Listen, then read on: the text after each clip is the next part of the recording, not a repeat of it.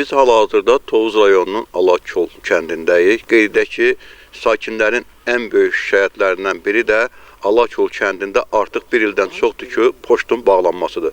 Poçtun bağlanması səbəbindən sakinlər əziyyət çəkdiklərini bildiriblər. Tovuz rayonunun Alakol kəndində bir ilə yaxındır ki, poçt bölməsi fəaliyyətini dayandırıb. Poçt bölməsinin olmaması isə yerli sakinlər üçün ciddi problem yaradıb. Sakinlər iddia edir ki, məhkəməyə çağırış zamanı poçtun olmaması səbəbindən məktublar çatdırılmır və ya çatdırılsa belə gecikmələr olur ki, bu zaman məhkəmə çağırışına çata bilmirik. Poçtu bir ildir. Bir ildir ləğv eliblər. Vəbşi Alakol, Tovuz rayon Alakol kəndində poçt söhbətini ləğv eliblər. Şəxsən mənim özümə dəfələrlə məhkəmədən kağız gəlib, mən bilməmişəm və o şəxsə də xitam verilib. Mövcud problemlə bağlı əməkdaşlarımız Azərpoçt Məhdud Məsuliyyətli Cəmiyyətinin Tovuz Regional Poçt filialında bir neçə dəfə olmasına baxmayaraq, filial rəhbərliyini yerində tapa bilməyib.